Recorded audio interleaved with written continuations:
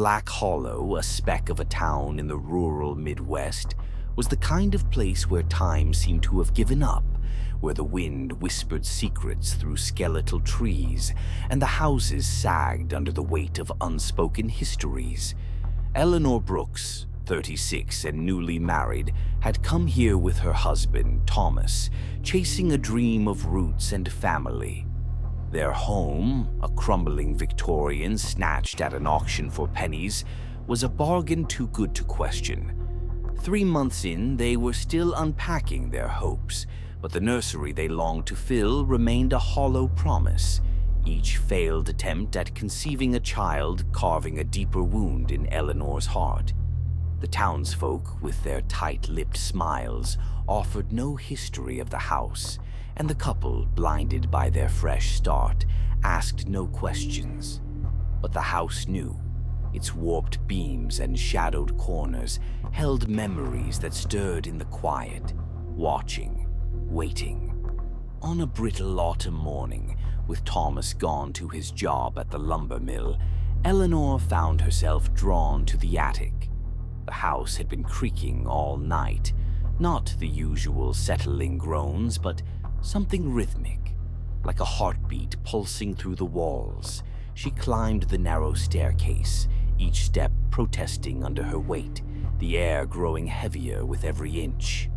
The attic was a mausoleum of neglect, its floorboards blanketed in dust that swirled in the faint light, piercing the lone, cracked window.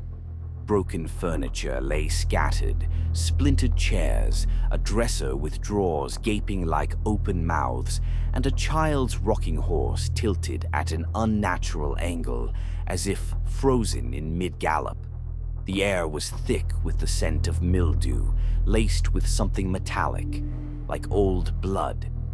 Eleanor began sifting through the debris, her fingers brushing against fabrics that crumbled at her touch. Then she froze. Tucked in a corner was a child's bedroom, perfectly preserved amidst the chaos. A small bed with a faded quilt, its pattern of stars barely visible, a wooden cradle, its varnish chipped but intact, and a scattering of toys, a rag doll with one eye missing, a tin soldier bent double. The sight was a knife to her chest. She and Thomas had tried for a baby, month after month, their hope eroding with each negative test. Standing in this forgotten nursery, the weight of her longing crushed her. She sank to her knees, a sob catching in her throat. A single tear fell, glistening in the dust. The attic turned frigid, the air coiling around her like a living thing. A shiver clawed up her spine, not from the cold, but from a presence that seemed to seep from the walls. She closed her eyes, whispering a prayer for the child she feared she'd never hold, her voice trembling in the oppressive silence. When she opened them, the attic felt alien, the shadows sharper, the silence heavier. Her gaze snagged on a large, ornate mirror propped against the far wall, its frame carved with intricate vines that seemed to writhe in the dim light. Across its dust-caked surface, scrawled as if by a trembling finger, were the words, "I'm here." Eleanor's breath hitched. The words hadn't been there before, she was certain. Her heart thundered as she approached, each step echoing like a drum in the stillness. She reached out, her fingertip tracing the letters, rewriting them in the dust. The mirror pulsed, its surface rippling like a pond disturbed by a stone. Her finger sank into it, the glass yielding like warm gelatin. She stumbled back, crashing to the floor, her mind screaming to flee. But something stronger, a curiosity, a hunger, rooted her in place. The mirror seemed to hum, its surface beckoning, promising answers to questions she hadn't dared to ask. She rose, her legs trembling, and pressed her palm against the glass. It swallowed her hand, then her arm, the sensation both icy and alive. The attic blurred, and with a final reckless step, she crossed through. The world twisted, and she stood in the same attic, but transformed. The dust was gone, the air warm and fragrant with lavender.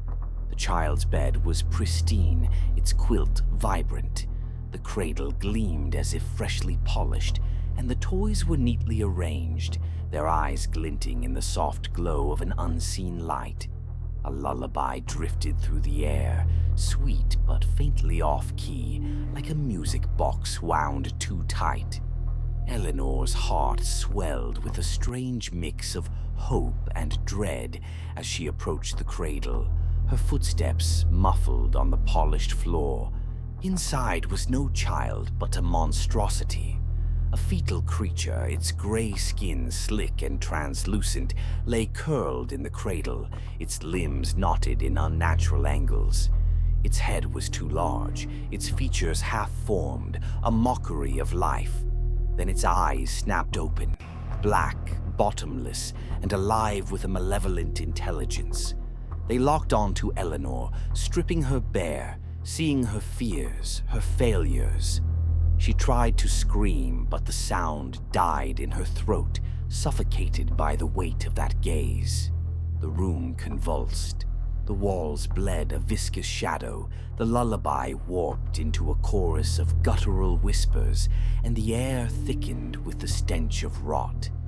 The cradle's wood splintered, oozing a black ichor that pooled on the floor, lapping at her feet. Terror clawed at her. She spun, searching for the mirror. The attic was no longer a nursery, but a nightmare. Furniture rotted to husks, the walls pulsing like a heartbeat, their surface veined with something alive.